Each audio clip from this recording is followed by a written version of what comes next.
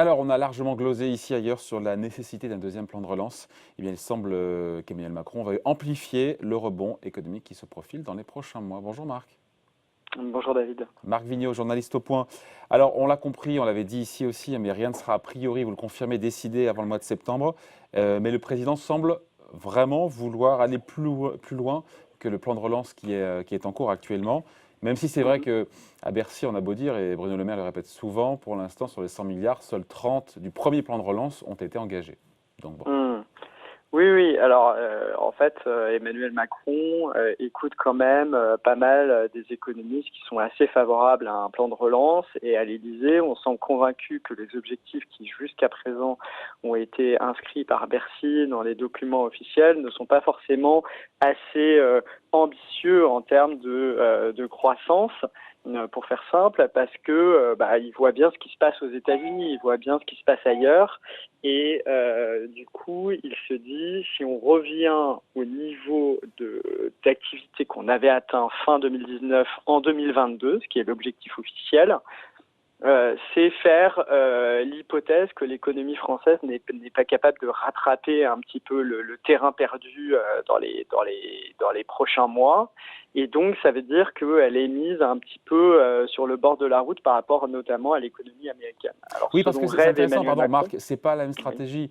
Nous, on vise, nous les Européens et la France en particulier, à retrouver le niveau de prospérité d'avant-crise, donc de décembre 2019, là où les Américains, eux, visent carrément à retrouver la croissance qu'ils n'ont pas eue pendant ces 2 années de crise. exactement, Ah, ça change tout, hein. exactement. Et voilà. Et à l'Élysée, on explique que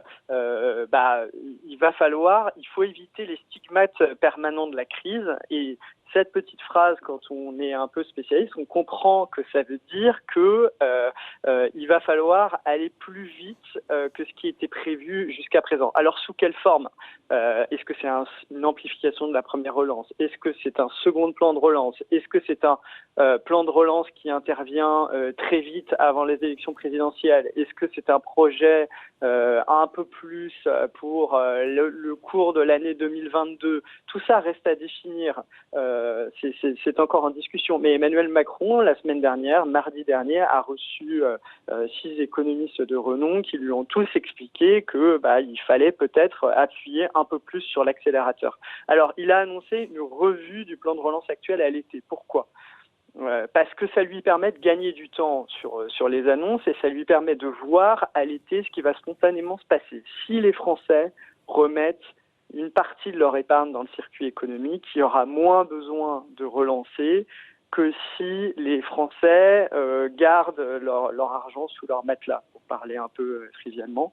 Donc le Et gouvernement donc, attend de voir quel sera le rebond et post-troisième donc confinement voilà, pour Emmanuel voir s'il Macron, ressemblera ou pas à voilà. celui qu'on a eu il y a un an. Voilà, donc Emmanuel Macron. Donc évidemment, on peut adapter cette relance. Est-ce qu'on l'axe sur l'investissement des entreprises, on sait que Bruno Le Maire a déjà parlé donc d'un second plan de relance qui pourrait être, en tout cas d'une amplification de la relance qui pourrait être lancée à partir de septembre. Donc ça serait sur les investissements d'avenir dans les secteurs où on a besoin d'être à la rupture technologique, à la frontière technologique, dans l'hydrogène, par exemple, ce genre de choses. Mais c'est Et déjà le donc, il y cas de a ce plan de relance, on nous a dit la même chose pour oui, le premier, hein.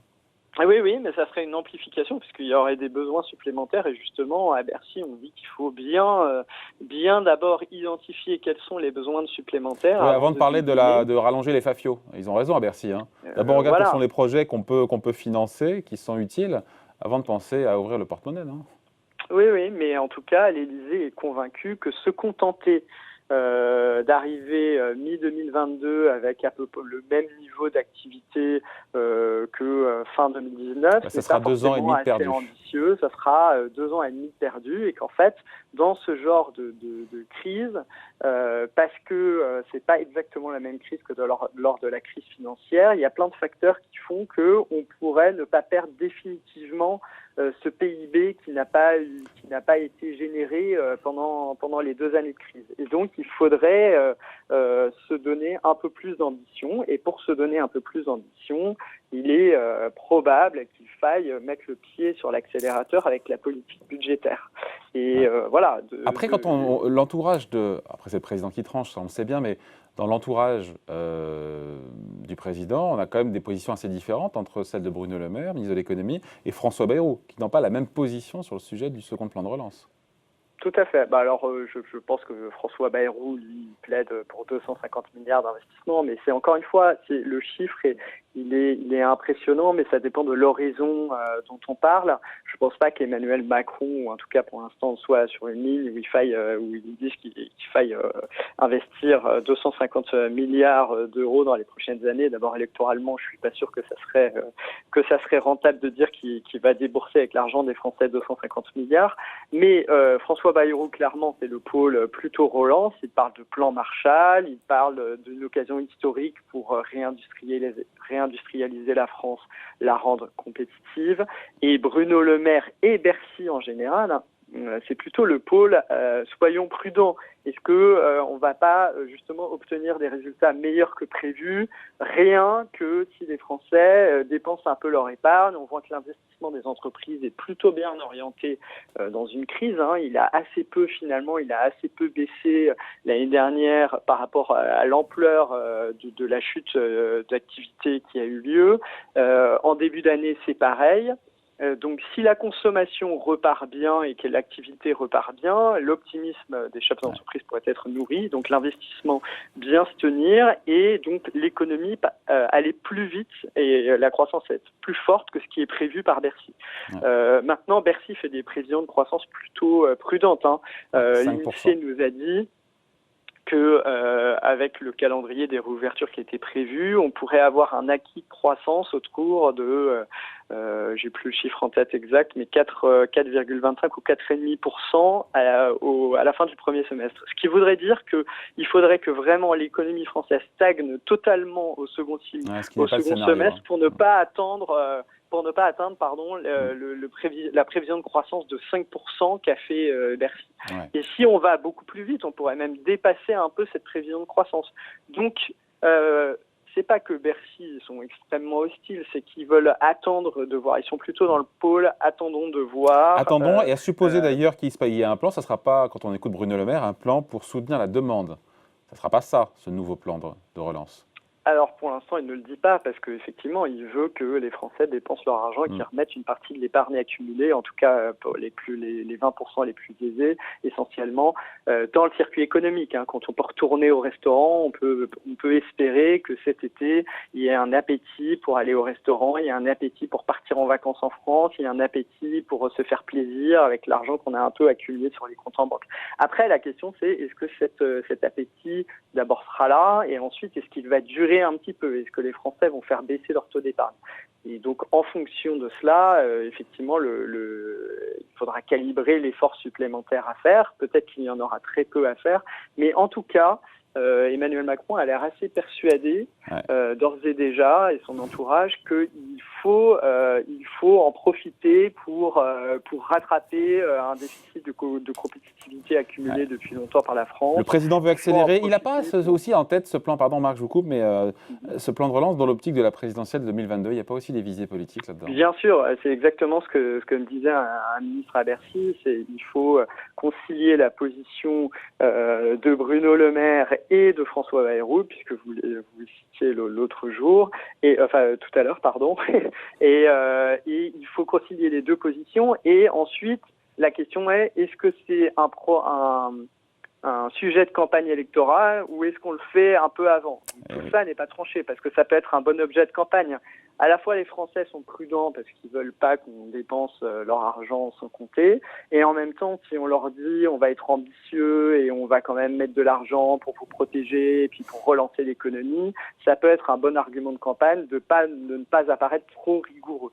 Et en fait, ce que Emmanuel Macron cherche à faire, c'est montrer qu'il est sérieux en n'annonçant pas trop de choses trop vite aux partenaires européens.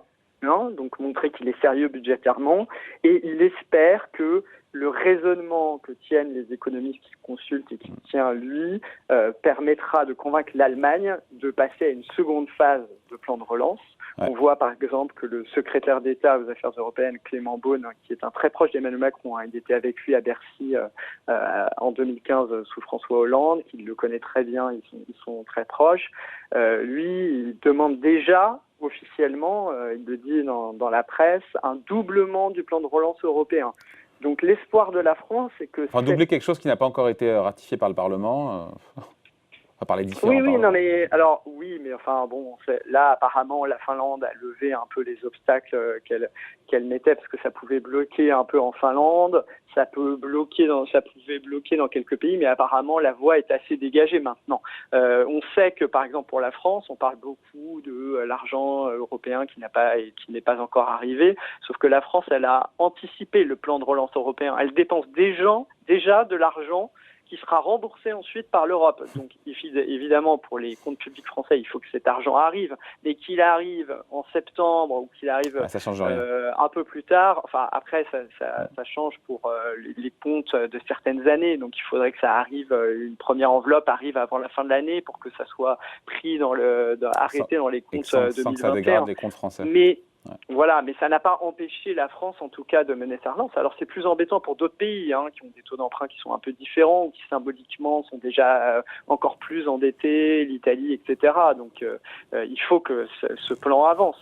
Mais ça ne veut pas dire que pour la suite, on ne peut pas se poser déjà la question de quelle sera l'impulsion européenne. Et en plus, pour Emmanuel Macron, c'est un enjeu de plus long terme, c'est de montrer que l'Europe peut avoir un budget commun, un stabilisateur commun, qui ne soit pas juste une exception pour répondre à la crise, qui ne s'arrête pas ensuite. Qui s'inscrit dans la durée.